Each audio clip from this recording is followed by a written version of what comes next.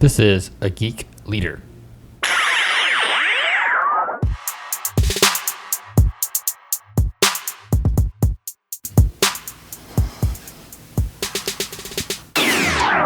Hey guys, welcome to episode 152 of a Geek Leader Podcast. I'm your host, John Rauda, and I want to thank our sponsor, SplashTop. So we're in the midst of COVID-19 where a lot of people are locked down, especially in the United States, and when we're locked down, that means we can't go to work physically or we can't physically be at the computers that we need to work on. So luckily we have a program like SplashTop that can be installed on those machines, and then we can remotely access them from anywhere. You can remotely access PCs or Macs or Linux machines from iPads, iPhones, laptops, desktops. It doesn't matter. You can access them from pretty much anything, and they work great. You can set different frame rates. You can have like 30 frames per second for better performance.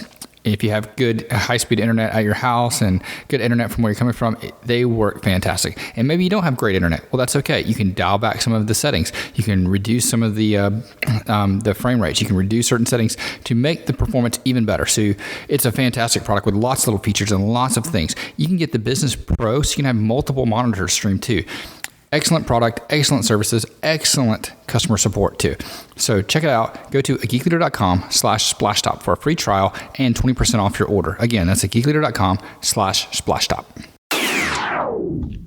All right, Geek Leaders. Today on the show, we've got two guests. It's my first time with two guests, so bear with me if I have any technical difficulties. But we got Bill Treasurer, who is a co-author with Coach Havlick, which I've had Coach Havlick on a few times before. But Bill is the co-author of a book called Leadership Killers, which we've talked about a little bit in the past, but we're going to talk about it more as we go forward. And Bill is also the Chief Encouragement Officer for Giant Leap Consulting, where they do leadership consulting and other kind of training that Bill's going to talk to us about today. So welcome to the show, guys.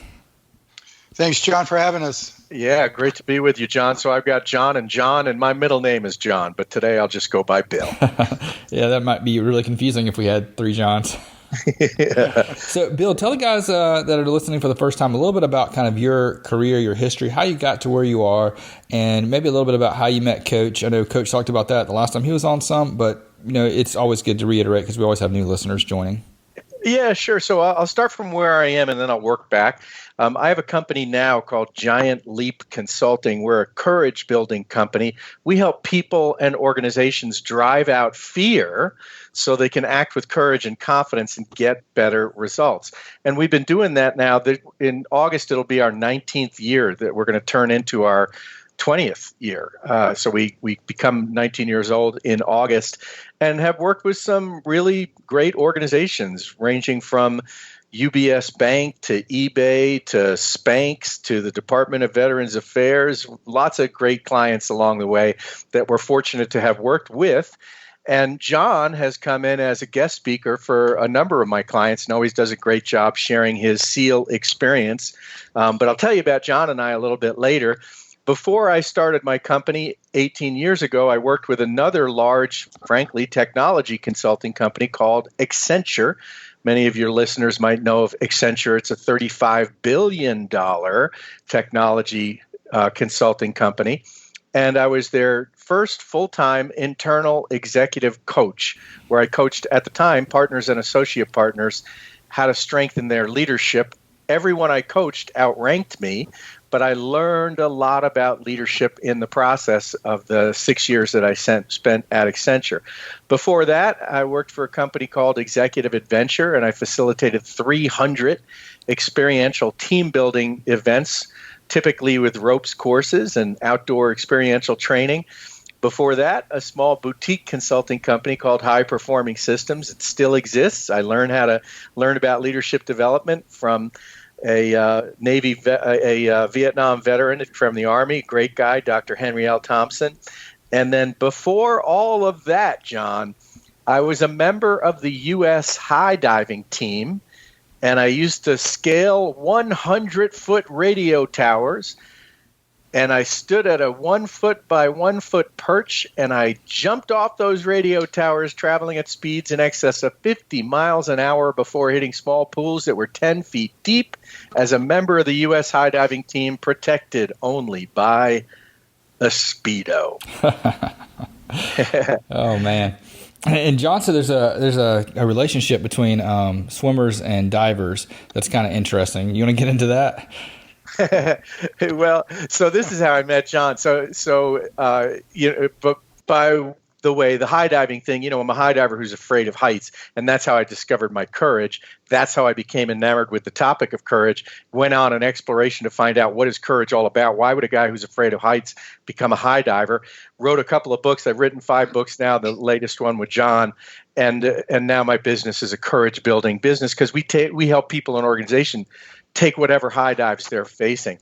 But when I rewind 35 years ago, John and I were both members of the swimming and diving team at West Virginia University. And John had already graduated from the program and was now an assistant coach. And I was coming in as a freshman, my freshman year in 1980. And divers always get a lot of ribbing and grief from swimmers because we're kind of like place kickers. We're in the sport of swimming and diving, but we don't do what swimmers do. They go up and down the pool and try to go faster. We're doing flips and twists in the air. It's an entirely different sport, but we're bolted onto their sport. So they give us a lot of grief. And John, just like all the swimmers did when I came in as a freshman, gave me my natural grief because I'm a diver. But John was also nice to me. If we were standing around a keg, he'd also get me a cup of beer and, we'd share a couple of laughs and such. And so I liked the guy.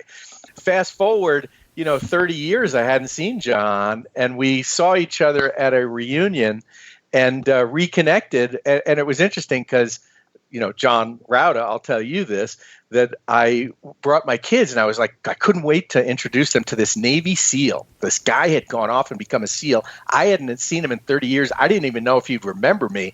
And I wanted my boys to go up and say thank you for your service to John. And they did. And then John said, Treasurer, I want to talk to you. And that's me. And I thought, dang, he remembers me. He even knows my name. And then we sat down and started talking about leadership. One thing led to another. John and I kept up the communication after that reunion, and we started texting each other and sending each other articles on leaders and leadership. But a lot of them, with increasing frequency, were stories about leadership fails, where leaders had gone out over their skis and tumbled wildly, damaged their own reputation. And John and I started talking about that, and I started thinking, there might be a book there. Why are we seeing this rash of fails? And let's talk about a book that would prevent a person from succumbing to these sort of bad leader behaviors. And I invited John, I said, hey, would you want to co-author a book with me? And that's how the idea for the Leadership Killer was born. We first thought it was going to be a number of killers, but then we realized it really all sort of localized to one central concept, one killer above them all. And that's what set us down our path to write the book together. And it was great because we rekindled our relationship after all that time. So what was that book writing process like? I've never co-authored really anything with anybody, so it's kind of interesting how that worked. Do you split up chapters? Do you kind of work together and collaborate on what the information is going to be, work on an outline? How does that go about? So usually, I'd write something, John would look at it and remind me how stupid I am for all the things I left out. Yes, that's what, exactly. Just like a good swimmer and a diver relationship. So, it was actually, I was very honored when Bill asked me to co-author, and it took us a while to kind of come down to the path of, least of resistance, so to speak, because we all had broad thoughts, and the sooner you get down to narrow down to what you want to address and talk about, it's a lot easier. But so Bill did he carried the weight. He did a lot of the heavy lifting and the writing, and he would send me what he had written and just let me review it and chop it or edit it, so to speak, and add my 2 cents. And then I'd send it back to him, and we'd just go back and forth until we were good with the chapter, and then we'd move on to the next one. So I thought it worked out pretty well. I thought it worked out actually very well. And and the big thing we did that made it work was we talked every Sunday morning and throughout the writing of the book. And then once it got started to be marketed and released. And we talked for about an hour, sometimes more, about what we had written about, where we were going, and I thought it was really good and very productive on coming together and making the book flow and be a really good process for both of us. Yeah, I echo that, and I think that as John indicated, the Sunday morning, discussions were key. We were pretty religious about it. Every Sunday we were getting on the horn, probably for at least an hour, oftentimes an hour and a half, chewing around a chapter or an idea or a notion. And then I'd scurry off based on our conversation and take a first draft of writing it and then toss it to John. And then he would, edit it and sprinkle stuff in there and add additional things. And that process. And in fact, John and I still talk on a lot of Sundays, not with the same degree of faithfulness as we did back then, but still, are connecting on occasional Sundays. And I, it started out that John would make me get up at these obnoxious military hours. I'd have to get up at like 5 a.m. for a call with him. But over time, I've helped him. Like now we might have it at 8:30 in the morning, where I've gotten some more beauty rest. So yeah, I think what was real key, though, I think, was just applying to the book was, Bill and I both have our egos and our experiences and our thoughts on leadership. But I thought it was real good that we kind of checked our egos at the phone call, so to speak, and just talked about what was right for the book and worked together. So that'd be, yeah. Do you think having someone that, those weekly calls kept you accountable for getting things done and making sure that it stayed on track and you weren't the one that dropped the ball? Absolutely. Yeah, absolutely. It definitely kept me on the ball.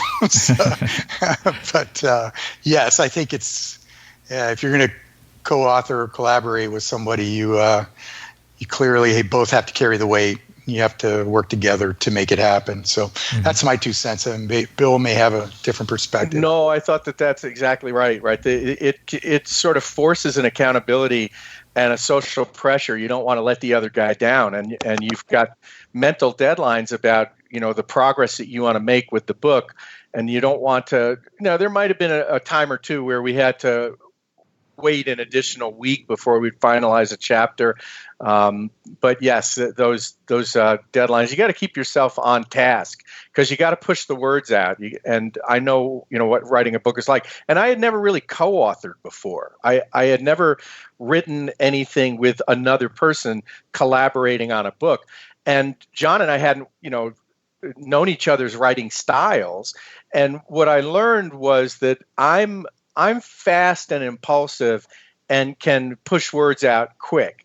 John is thorough and detailed and analytical, and he will, parse it one word at a time. And both of that actually was very complementary because it made for a stronger book, right? It's not just it's got levity and it's got depth. It's got and it's got pace too. And accuracy. So I think that all of those things came together. But stylistically, we had to get into the groove and understand the differences of each other's writing styles and pace. Mm-hmm. So let's go ahead and break down the book. So you went in there thinking that there was going to be multiple leadership killers, and you found out there's really just one, or one that everything kind of ties back and bases upon. What is that leadership killer? Yeah. So when it all comes down to it, you can think that, it's the result of intimidation. It's the result of incompetence of a leader. It's the result of a leader not paying attention to other people. But what it really all boils down to, all the things that grow out of bad leadership stem from the word that John and I would tell these stories, and John kept using this term hubris, which I knew vaguely as a term, but it's not a term we use very often. But it's a term that they do use in the military more often and in the Navy. And so then I thought, that term's coming up a lot. And so I researched the term and what it means. And literally the easiest translation is dangerous overconfidence. It's an old Greek word that there's even insinuation of taking pleasure in someone else's pain. So we inflict pain on others because we actually enjoy it a little bit. So this word is laden with it. But there's even, believe it or not, the original word hubris even has a connotation of sexual impropriety. And we were seeing all this stuff with the Weinstein moment going on. And we were like, you know what? That word's the perfect word. It's got ego attached to it. It's got taking pleasure in other people's pain. There's even a sexual connotation to it. This is the word that really captures, at least in this moment, what we're seeing with arrogant leadership, that when arrogance takes over leadership, it perverts it. And the biggest perversion, John, is that it makes leadership all about the leader and not about the people that are being led, that you're privileged to lead. That's my take, but I'm sure John's got additional stuff he'd add to that. No, Bill said it pretty well, summed it up pretty well. My only cut when we were trying to narrow it down was, and Bill brings up the sexual connotation of it, is I just used to, especially in the military, I would see these leaders do stupid things, that clearly they knew they were stepping over the line of being in charge, and usually was doing something of a sexual nature, and you kind of wonder why you did it. Why did this person do that? Because you go to school, when you get assigned commanding, at least in the Navy, when you get assigned a commanding officer, Bill, they send you to school and they teach you about all this. They teach you the good and the bad, and they bring the lawyer in. They tell you what guys did, or guys and gals that did wrong. They got them relieved, and to try to keep you, at least alert you of, your behavior. You're always in the spotlight, and you're the one who sets the tone for everything. So, why would a guy or a gal in charge do this? And it all kind of just came up to the fact to me, and when we talked about it, was just this pure arrogance that, hey, either no one's not going to say anything, or no one's not going to notice. And I think that's where the hubristic side really comes into play. Yeah, that makes a lot of sense. Yeah. So right now we are in the middle of COVID-19, and we've kind of got a lot of things going. And I know, in our talk before we started recording, that you guys were doing okay. You're healthy, which is awesome. Definitely don't want anybody, suffering. But right now there are a lot of challenges. And Bill, you mentioned that you try to keep fear out of, have people face fears and be courageous leaders. And right now there is a lot of fear, and there's a lot of fear in leaders, especially in the tech community, because right now a lot of things have been thrown our way, and we're kind of have to figure them out from a technology standpoint to make things that maybe operations or processes that weren't really technical in the past, to now how do we use technology to overcome this lack of being able to be in the office and things like that. How have you seen maybe groups handling this, and how does getting past this hubristic approach or attitude play a role? Yeah, so I appreciate the question. What I'm seeing is, I'll tell you something very astutely. A CEO of a company who happens to be a young CEO, one of the younger CEOs that I've ever worked with. He has a company. It's a $550 million company. And the company has employed me to do some virtual training, typically skill-based training. But he got in touch with me and said, you know what, Bill, I don't think our people need skills right now. I don't think that's that's on their mind. I think they want to cope through this moment. Can you put together a mini series of virtual training on persevering through hard times, mental wellness and personal wellness, diet, exercise, and sleep, and then cap it off with a mini session on being personally courageous?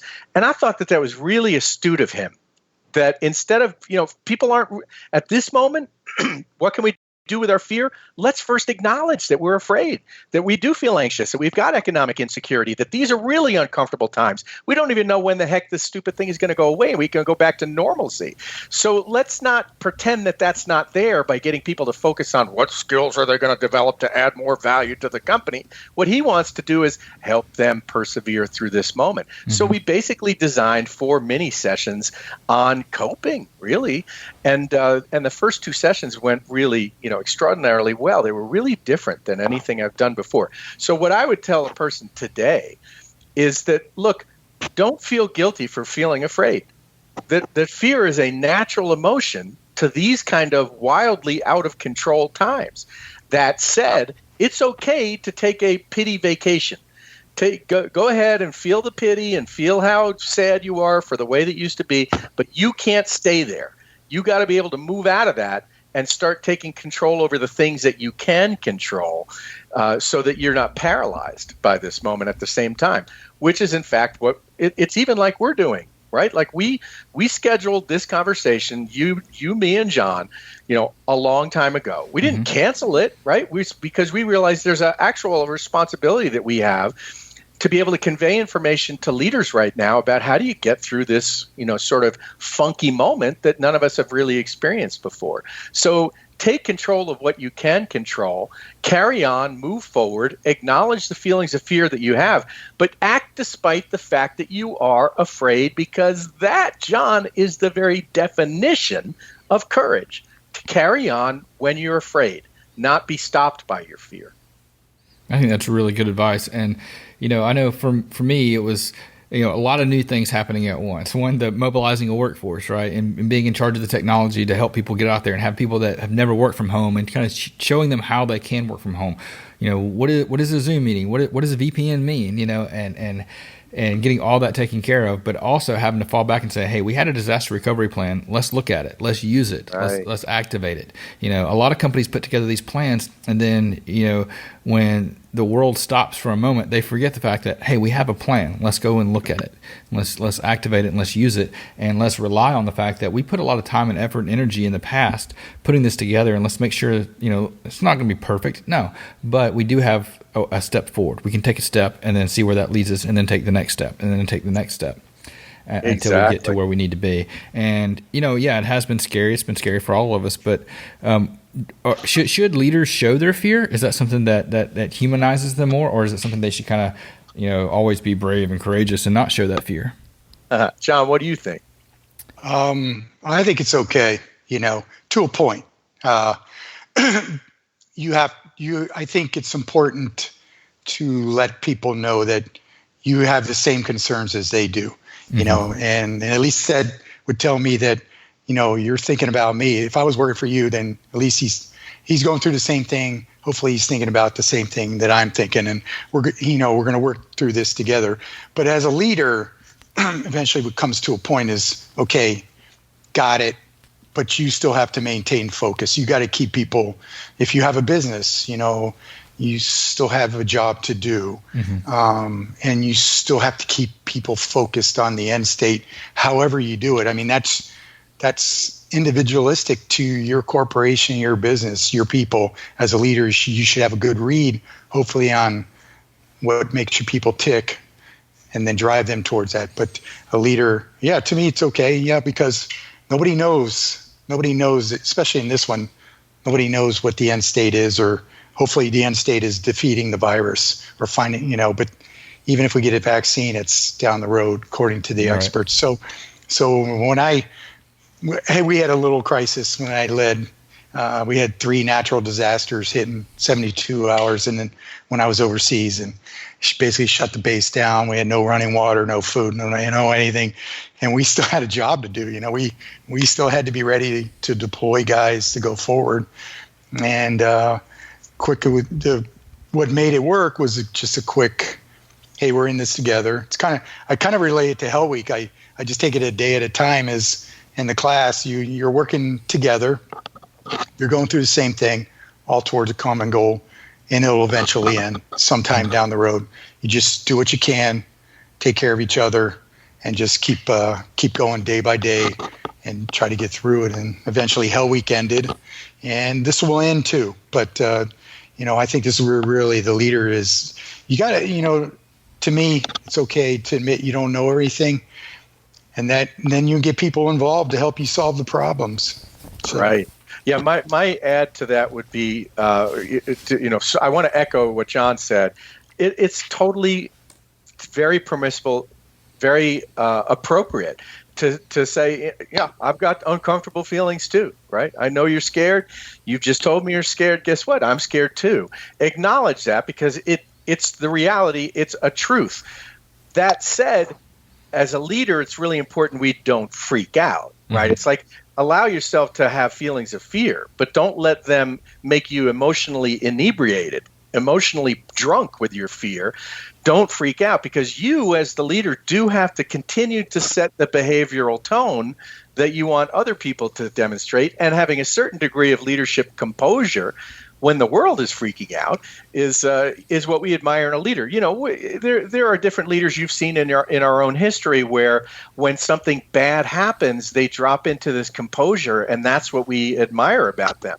That they give us a sense of stability and such. Even to some extent right now, what's interesting, I don't think a month ago anybody knew who Dr. Fauci was. Nobody. And maybe people in the NIH, right, and in the scientific community, right? I'd never heard his name. Yeah, and yet he's won the Presidential Medal of Freedom in 2008, right? But we still didn't know who he was. But now we're like entrusting ourselves in this 80-year-old guy, because he shoots squarely, tells us the truth. He isn't freaking us out, but he's letting us know in an adult-like way what the real risks are. And then the other thing that John said that's important is to be able to say, hey, I don't know what the answer is right now, and we're going to move forward, so let's figure it out together. That actually shows humility, which, as you know, is the other part that our book is about. On the one hand, our book's about hubris, but our other part of the book is the antidote to hubris, and that's humility. Mm-hmm. To be able to ask for input from other people, to admit that you don't know when you don't know, and to have a voice and an ear for the people that you're privileged to lead. Yeah, and I know for me, like going through this situation, it's been, I guess the tip for me is, in the past as a leader, you're looking far out, right? You're planning a strategy, you're looking way ahead. And now that this happened, my team's like, well, we're going to get laid off, we're going to lose our jobs. And it's like, well, I don't know. I'm not looking that far ahead right now. I've had to change my focus to what are we going to do tomorrow? And what are we going to do to get through this week? Because by tightening that focus and saying, I don't know the answers to those questions, but I know if we do our job and we continue to keep the business going and the business can continue to make money, then we'll still have jobs. So let's focus on that first task of just keeping things going. Yeah, there's a lot, John, what I would say is there's a lot of pivoting going on, mm-hmm. sometimes on a weekly basis, sometimes on a daily basis, but we're all having to pivot. In my business, I do a lot, and John does too, a lot of in-person training events. John and I do many of them together, sometimes multi-day events. But guess what? All of those dates have gotten pushed off the calendar. So now clients are coming for virtual training. That's a pivot. The good news is I do think there'll be an echo to all of this. When it's all resolved, there will be a much greater appetite for virtual training in the workforce now, because everybody sees that it can be effective. Mm-hmm. Go ahead, John. If I could share real quickly, though, I went back to school, so we just did a week of virtual, for this executive doctoral program that I'm in, and it was a big deal, So how are you going to keep people all over the world? We had people all over the world on these classes, and so we used Blue Jean was the server, I guess, and it was pretty good, and I thought the school was very effective. But what really I think we found very interesting was during the class they kept the chat box open, and the professors monitored, and it was in an avenue for people just to kind of ask questions or make comments, and then it kind of just turned into a sharing session, that people could vent on a chat, and try to be professional about it. Yes, but it was just a great avenue to open up the discussion, and it helped also helped the presenters, because they would get these questions, and you can only talk so much in so many slides and their message, and sometimes you could, an outside question that came over via chat opened up another area that people weren't thinking, or maybe they were experiencing or were scared, or how do I do this? And I thought it was a very effective way of doing it. Yeah, I mean, we've seen that too. It is effective, but it's also, for teaching, it makes it harder. The professor really has to plan ahead of time. I'm teaching part-time at Winthrop University, and we had a prolonged spring break, but then the students came back for online classes only. So I had to shift my in-person class to being an online class, and it is a little challenging to do those sessions and make them productive. But like you said, it shows that it is possible, and we do have the technology there. It's just a matter of adjusting our delivery. Yeah, absolutely. Yep. So we mentioned humility as being kind of the antidote to the leadership killer, and I think right now is one of the times where humility is really important, and it's time to let people know that we don't know everything, and that we need those answers from the people on our team, and to let the team know how important their roles are as well, to keep them motivated and encouraged through this situation. Have you guys have any tips or advice for leaders to help them be, I guess, more humble? John, why don't you tell them about having a check and how important that is? No, I think the biggest thing for me as I advanced up how the command structure, so to speak, or the chain of command was, the Navy had, we had a called the triad. It was the commanding officer, the executive officer, and the senior enlisted. And, we worked together and we checked each other. So we all had each other's back. We understood what the mission was, what the job of the organization was. And so we talked about it. And I think that's where humility can really be controlled, by having a good check, someone who can either call you out or reinforce a positive behavior that you're doing, but somebody that you can trust that can keep you from stepping out of bounds and getting into the hubristic realm of leadership and not doing things right. Yeah, I think we talked about having that master chief, or that somebody in your team that is your, the one to hold you accountable and to keep you in check whenever you say the wrong things. Right. Mm-hmm. Yeah, it's a sacred role. John and I talk in the book about deputizing somebody in that role, and actually, we got that word from Christy Kenny, who is a former ambassador to 3 different countries, including the Philippines. And John had worked with Ambassador Christy Kenny, and she's the one who told us that she was really keen to that idea, that she made a point of deputizing typically the second in command that would be her right-hand person, and they were responsible for letting her know when she was being too harsh with somebody or not harsh enough, or if they thought that she was sprinkling too much sunshine in the air for people, that they had to, in fact, it was part of their job responsibility to be a check on her to keep her ego in perspective and in the right place. Mm-hmm. Yeah, I have multiple teams that report up to me, and I try to always have somebody on each one of those teams that I can kind of go to at the end of a meeting and say, did I handle that okay? Or was that email too harsh? That can tell me exactly, like, no, you were kind of a jerk. You need to fix that.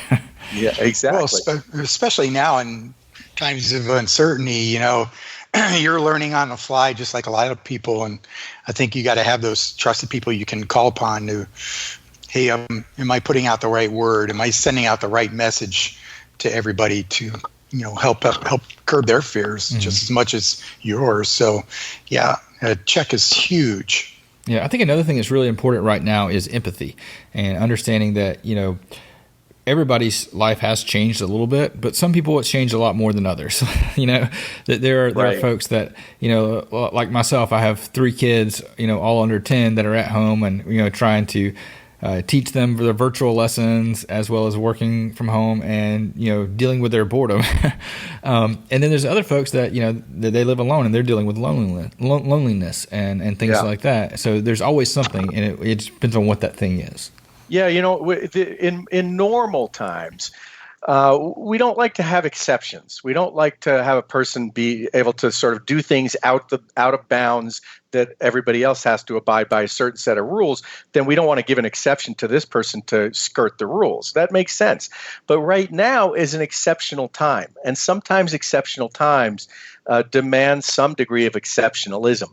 So, for example, I've been on a number of these Zoom calls where a participant who's a work participant is on the call, and one of their little daughters will come up and sit in their lap. What are you going to do? Tell them, no kids allowed on this Zoom call, or somebody will have a dog in their lap. It's just the way reality is, right? So there's no. And that's not I think we need to have tolerance and a certain degree of latitude right now that you might not normally have as a leader. You've got to recognize the exceptionality of these times. And these times, it's okay to make some exceptions. Yeah. So I do have one question for you, John, that, right now there was an issue with a Navy commander that got relieved of duty recently for maybe making an exception. Will you talk a little bit about what happened and what your thoughts are on that? I'll tell you what I know, which is probably about as much as you do. But it seems that, he was doing what is the number one priority or the number one requirement of being a commanding officer is the health and welfare of your people, your crew. And that's a concern, especially with a virus that's uncontrollable right now, and you're on a ship.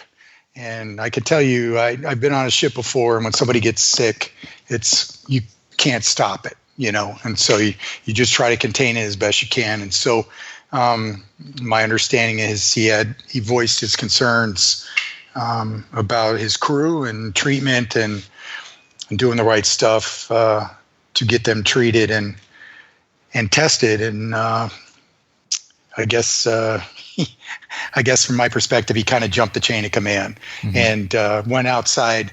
There is a chain of command on how to handle, and you are taught what you do, and it's just what you experience from day one in the military. You follow the chain of command.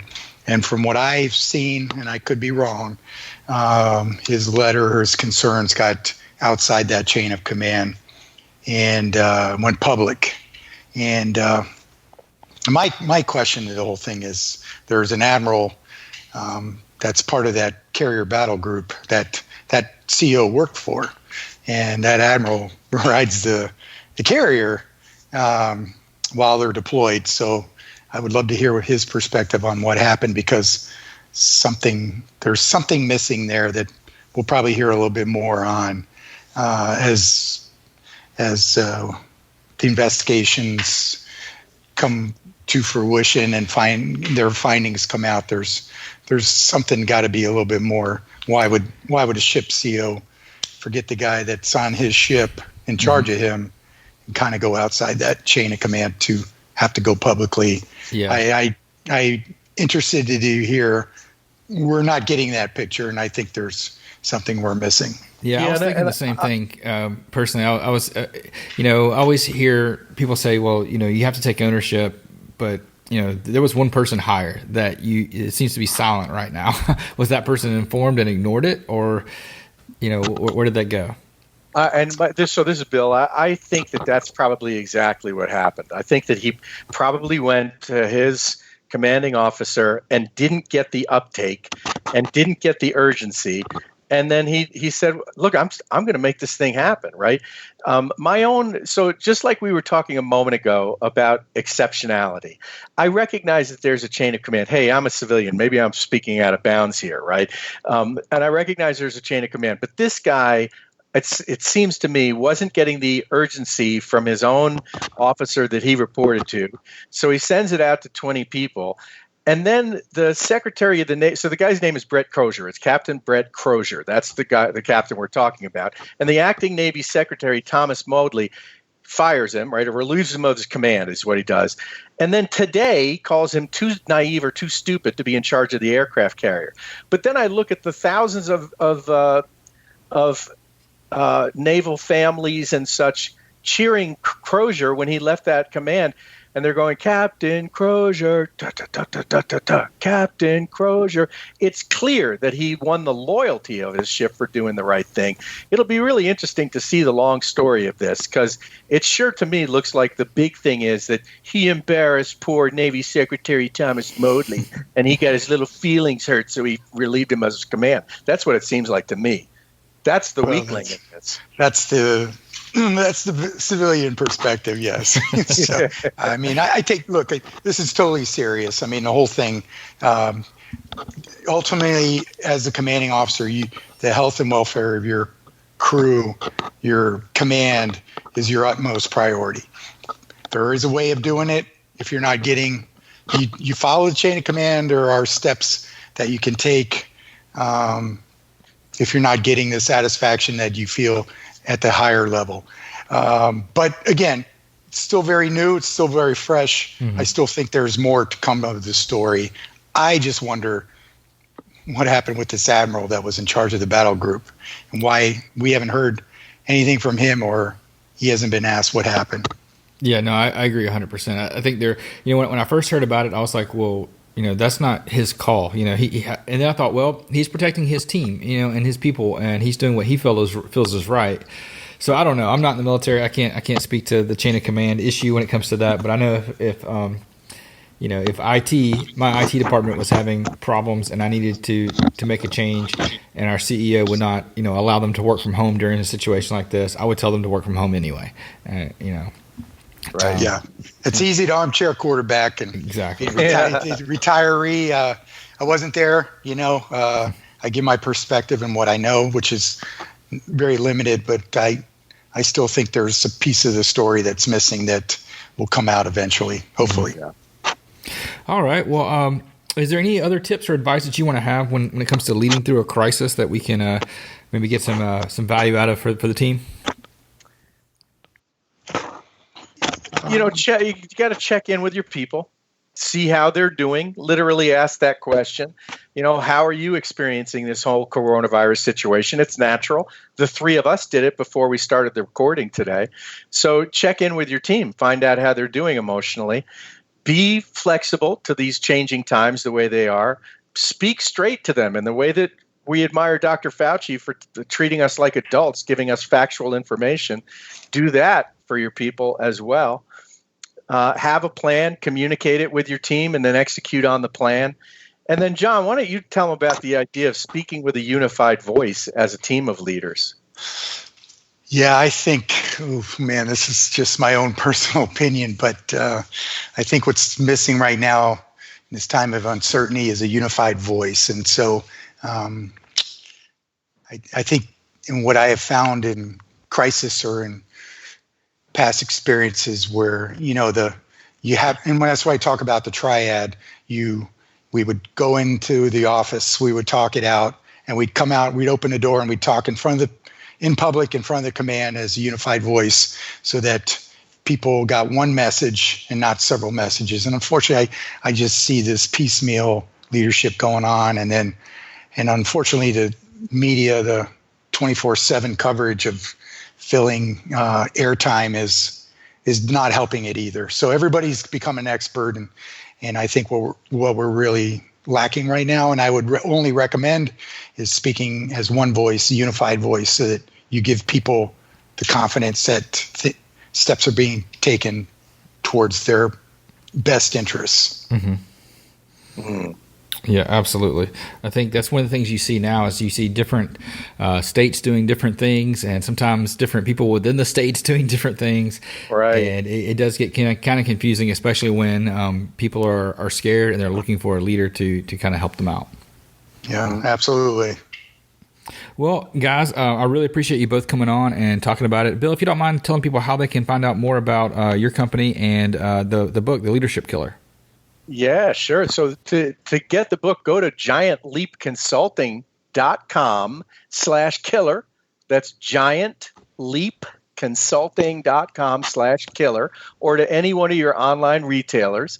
And then to learn about me and my company, they can go to billtreasurer.com or couragebuilding.com.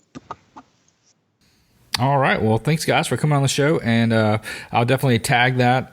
The book's already on our books from our guests, but we'll put that in the show notes at geekleader.com, and I'll tag you guys on social when this goes out. Yeah, we also put the book on Audible. So. Oh yeah. I'll put a link to that as well. Yeah, we have audiobook access too. So, thanks, John. I appreciate the opportunity to come on again, and good luck to you and your family and all your listeners too. Yes, thank you, guys. And don't forget, everybody, wash your hands and don't touch your face. Absolutely. Thanks, guys. Thanks. Hope you guys enjoyed that conversation with Coach Havlick and Bill Treasurer. They have a great book called The Leadership Killer. We've talked about it on the show twice before already. Definitely want to check that out. And also, stay safe. Stay indoors if you can. Stay out of public's way. Stay as safe as you possibly can. And one way you can do that is through our sponsor, SplashTop. SplashTop allows you to access machines remotely, manage them. They have a remote support offering as well. Check out all the different features and all the things that you can find out at geekleader.com/SplashTop. And again, you'll get a free trial and 20% off with geekleader.com/SplashTop.